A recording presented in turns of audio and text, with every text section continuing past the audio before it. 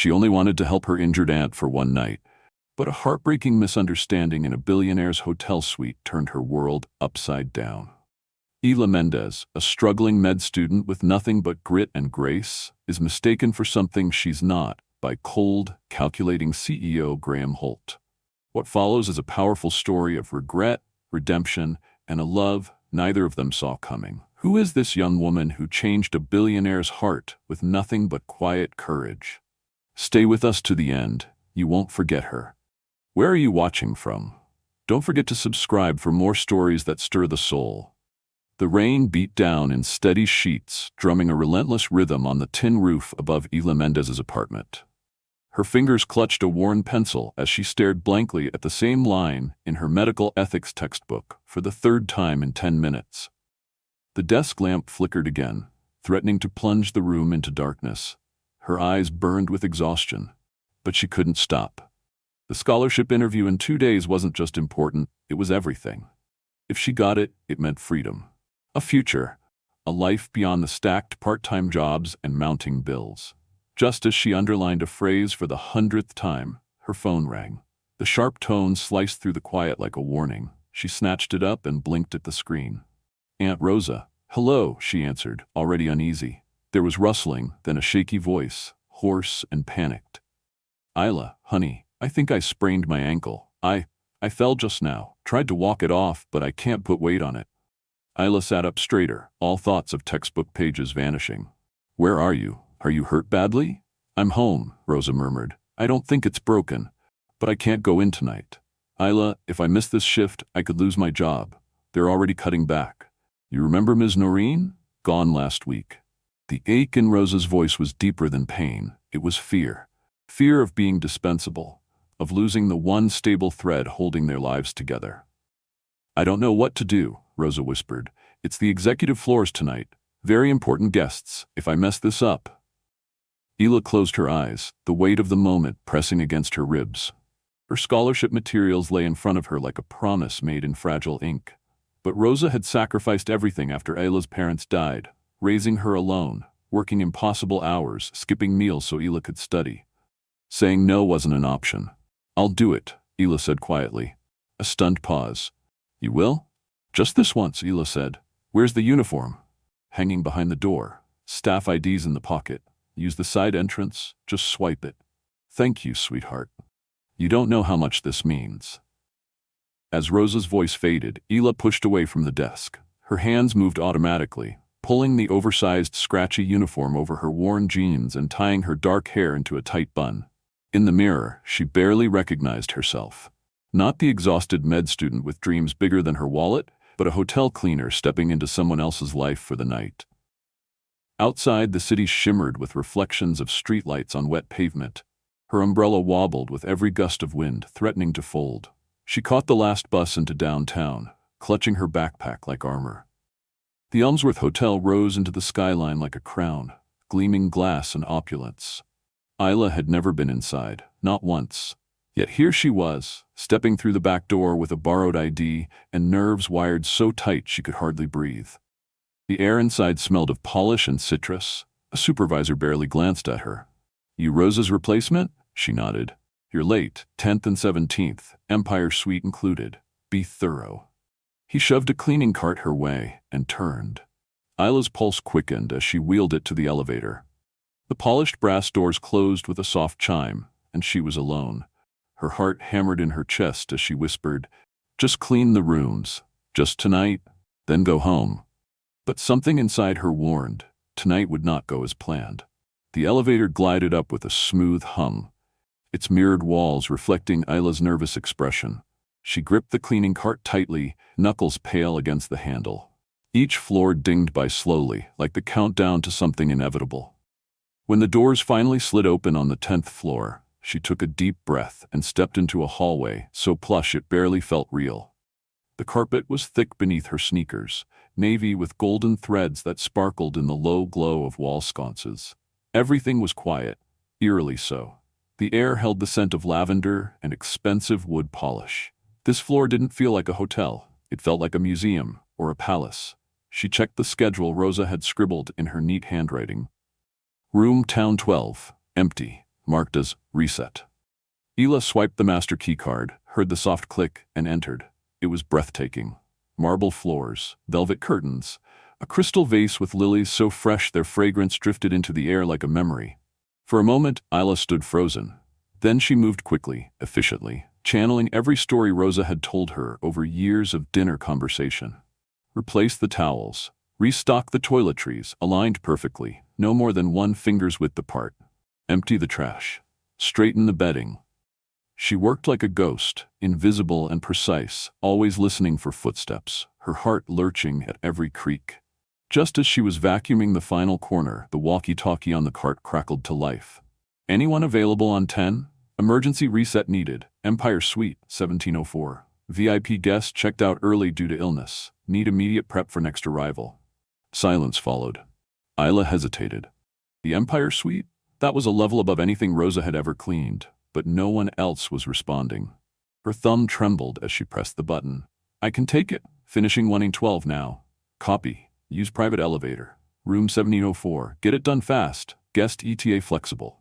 Her heart thudded like a drum. She finished the room with one final glance, making sure everything was spotless, and pushed the cart toward the designated elevator. As it climbed, the silence became heavier, pressing into her chest. The numbers ticked up. 14, 15, 16, 17. When the doors opened, Hila stepped into a different world. There were only 4 suites on this floor. The hallway was wide enough to fit a car. The walls were lined with original artwork, she could tell by the brush textures, and the lighting was soft, ambient, like a sunrise frozen in place. Piano music floated faintly from somewhere, calming and surreal. Suite 1704 loomed ahead. A golden plaque read the Empire. The doors were slightly ajar. She knocked once, just in case, then pushed inside. It was unimaginable. The room opened into a grand salon, ceilings soaring above her, draped in chandeliers. Wall-length windows revealed the rain-slicked skyline, glass gleaming under flashes of distant lightning. There was a baby grand piano in the corner, bookshelves built into mahogany walls, a fireplace that still glowed faintly. For a full minute, Hila couldn't move. Then she shook herself back into motion. She remade the bed with crisp corners, polished the bathroom mirrors until they gleamed like water. She aligned the perfume bottles on the marble vanity. Every action was precise, deliberate. Her nerves were steel beneath the surface, but her hands trembled just slightly when she knelt by the fireplace, wiping a smudge of soot from the marble. She was nearly done when the soft click of the door behind her made her freeze. At first she didn't turn. Maybe another staff member? Then came the voice. Well, this is unexpected. Hila rose slowly, rag in hand. Standing in the doorway was a man in a dark suit, blazer half unbuttoned, hair tousled slightly like he'd just come in from the storm. He was tall, lean, with a composed look that barely masked the sharpness in his eyes. She recognized him instantly. Graham Holt, CEO of the Holt Tech Empire. His face had been on magazine covers, articles, billboards. His gaze narrowed slightly, a smirk curved at the corner of his mouth. I wasn't told about any arrangements tonight, he said dryly, but I suppose the Elmsworth still knows how to surprise its favorite guests. Hila blinked. Sorry? He chuckled. You can drop the act, it's fine.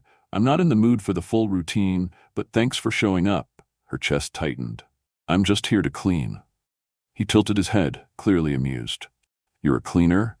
Her silence only deepened his grin. That's when it hit her. He thought she was that kind of service. Hila's face flushed hot with disbelief. Her hands tightened around the rag, her throat closing. Her voice came out shaky but clear. I'm not here for you, she whispered. I'm here for the room. His smile faded, but not enough.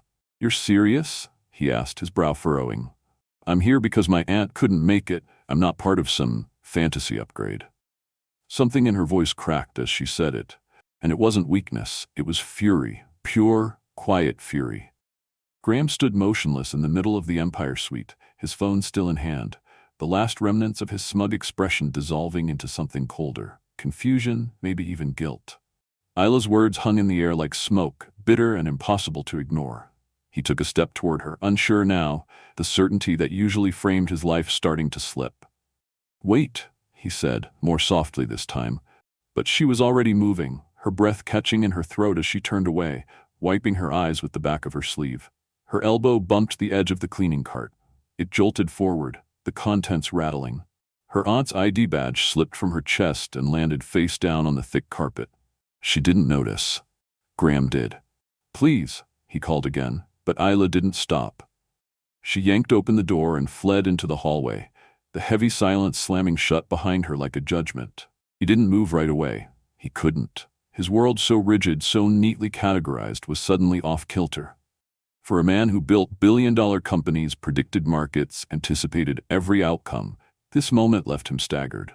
Eventually he walked over and picked up the ID badge. Rosa Mendez. Not Isla. Not even close. He turned it over again, slowly, as if the name might change. But it didn't. And the photo on the badge wasn't the girl who had just run out, breathless and humiliated. He felt something twist deep in his gut. He had seen women try to use charm, deception, seduction to gain access, favor, power. He had built walls to filter them out, sharpened his instincts to detect a lie before it was spoken. But tonight, none of that had been there. No games, no performance, just fear, just pain. Graham ran a hand down his jaw, pacing to the fireplace where the marble still held the warmth of her hands. He stared at it, then at the abandoned cart, then at the door, and he felt something that he hadn't felt in years: regret. Downstairs in the hotel's private security office, he barked into the phone. "This is Holt. I need access to the suite and hallway camera feeds. Floor 17, last 2 hours. "Yes, Mr. Holt," came the immediate reply. 10 minutes later, he was seated before a sleek monitor, fast-forwarding through the hallway footage. There she was, pushing the cleaning cart awkwardly, struggling slightly with its bulk. Her steps were hesitant. She entered the suite alone. No signs of a setup, no handoff, no suggestive behavior, just someone doing a job with quiet focus. He rewound and watched again. Her movements were methodical. She didn't touch anything without purpose. No lingering glances at valuables, no flirtation with the camera, no sign of guile, just caution, determination, integrity. He leaned back, exhaling slowly. "Who is she?" he asked aloud. The head of security glanced over. "The badge says Rosa Mendez, longtime staff, but that's not her." "I know," Graham said flatly. "Find out who was using the badge, everything, home address, emergency contact, employee file." "On it, sir." Later that night, back in his penthouse, Graham sat on the edge of his bed, staring at the open file on his tablet. Rosa Mendez, age 57, employed 7 years, clean record. One dependent, Isla Mendez. Her name hit him like a jolt. Isla. She wasn't just a stranger. She was someone with a life, a purpose, a reason for being there, and he had reduced her to a service, an accessory to his power and comfort. He looked out the window. The storm had passed, but the city still glittered with leftover rain, lights refracted like broken glass. All these years, he had convinced himself that people were transactions, that every encounter had a motive, that feelings were distractions. But Isla wasn't a distraction. She had walked into his world with borrowed clothes and trembling hands, and still managed to hold more dignity in one moment than most people he'd met in a lifetime. He reached for his phone. "Claire," he said when his assistant picked up groggily. "First thing tomorrow, I want a private meeting with the hotel manager. Also, background checks on all cleaning staff who worked the executive floors in the last 72 hours. And find me contact information for Isla Mendez." Claire hesitated. "May I ask why?" Graham stared down at the ID badge still resting on his nightstand. "Because I made a mistake," he said quietly, "and I intend to fix it." The hallway smelled faintly of boiled vegetables and floor cleaner. Graham adjusted the collar of his coat as he stood outside a faded green door in a narrow apartment complex on the east side of the city. This place felt worlds away from the sleek corridors of his high-rise life. No marble floors, no doormen, no scent of eucalyptus drifting through temperature-controlled air. Just chipped paint, muffled TVs through thin walls, and the hum of life lived on the edge of making ends meet. He knocked twice, then took a step back. The door opened a crack. A woman in her late 50s peered out, leaning heavily on a cane. Her eyes widened slightly with recognition. "Mr. Holt?" she asked, voice uncertain. "Yes," he replied gently. "You must be Ms. Mendez." She blinked, then nodded and pulled the door wider, motioning him in. "Forgive the mess. My ankle's still giving me trouble." The apartment was small but clean. Worn furniture filled the space with comfort rather than style. A stack of medical books sat beside a tired couch, alongside a mug half filled with tea gone cold.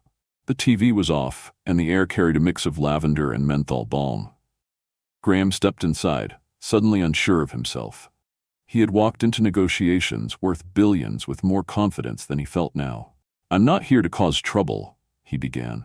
Rosa offered a tired smile as she lowered herself onto the couch. "I guessed that. You don't look like someone here to sue a woman with a limp." He allowed a quiet laugh. "No, I'm not." "I know why you're here," Rosa said, her voice gentler now. "I heard from one of the staff that you were asking questions about my niece." He nodded, slowly. "Yes, I realized I made a terrible assumption, a serious one." Rosa didn't respond at first. She stared at her hands in her lap, her fingers twisting the hem of her sweater. "She was only trying to help me," she said quietly. "I twisted my ankle and couldn't walk. That shift on the 17th floor was important. I was terrified if I missed it, I'd lose the job. So she offered to go." Graham lowered himself into a nearby armchair, the fabric creaking under his weight. "She didn't want anyone to find out, did she?" Rosa shook her head. "No. She begged me not to tell the hotel, said if someone found out, I'd be fired. She thought she could just clean a few rooms and leave quietly, but someone did notice." "I did," he murmured, his voice thick. "She hasn't stopped crying since," Rosa said. "She thinks she humiliated both of us."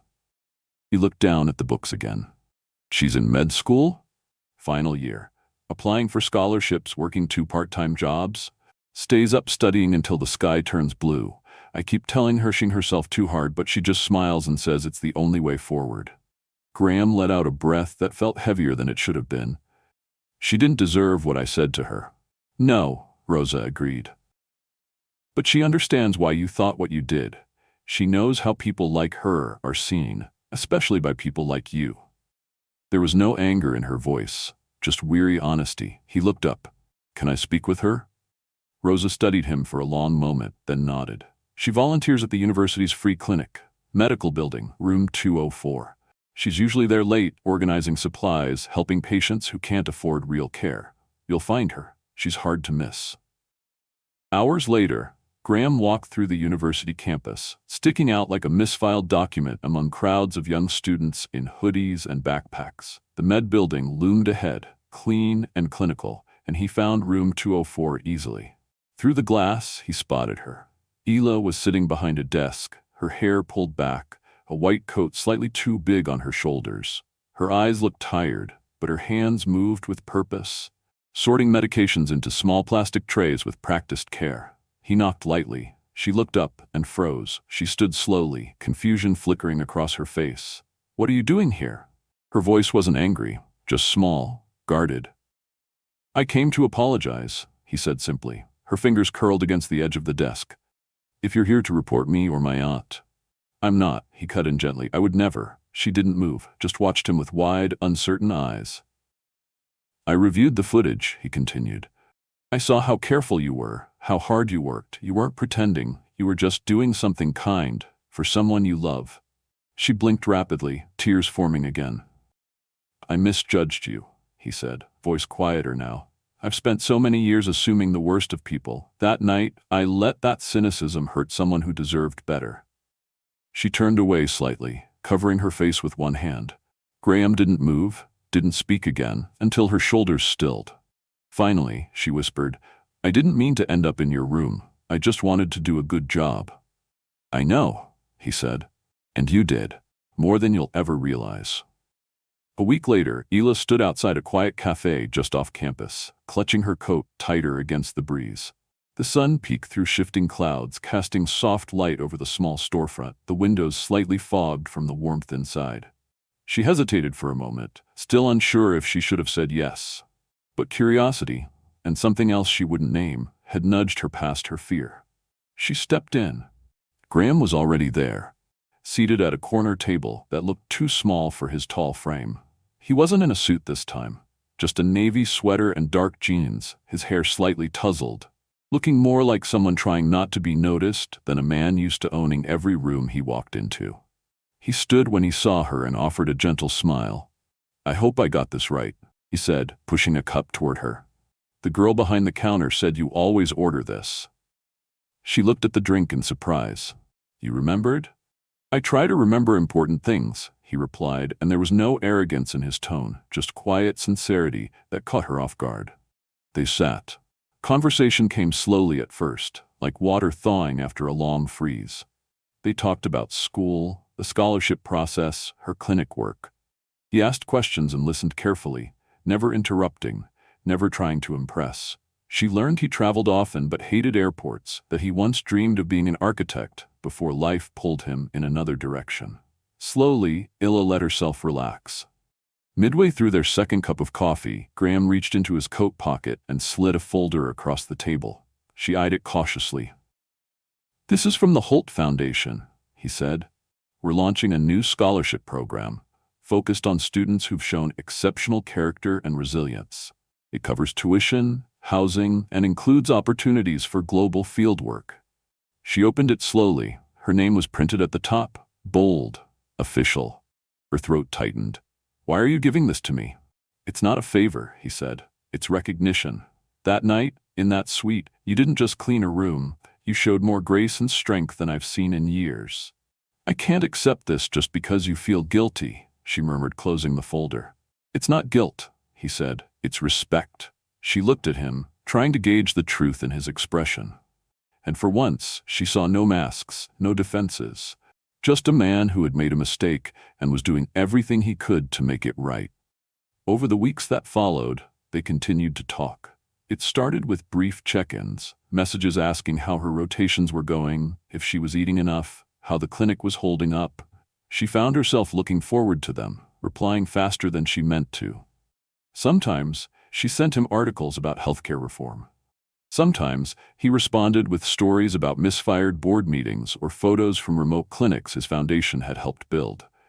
Their lives remained separate, but something invisible was forming between them, steady and quiet like roots beneath soil. Graham changed too. The hardened lines of his world began to soften. Meetings that once revolved around profit margins began including discussions about equity, access, and people. He expanded the foundation's support for public hospitals, started asking different kinds of questions, ones that didn't appear in spreadsheets.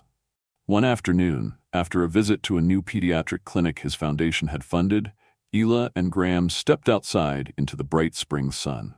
The air smelled faintly of blooming jasmine and distant coffee stands. They stood in comfortable silence for a moment, watching a group of children kick a soccer ball down the street. You've changed, she said softly. He glanced at her, amused. Have I? She nodded. You're not so guarded anymore. He chuckled. Don't tell my board. She smiled, but her gaze drifted. I think the world used to feel like something you had to conquer. Now it feels like you're trying to heal it instead. He was quiet for a long moment. Then he said, You made me want to. Isla turned to him, surprised.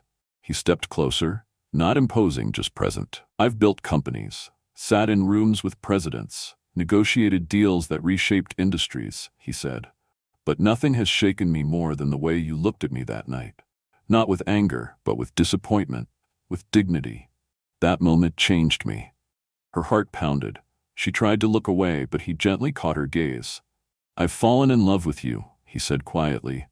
Not because of anything you've done to win me over, but because of who you are when no one's watching. Isla didn't speak.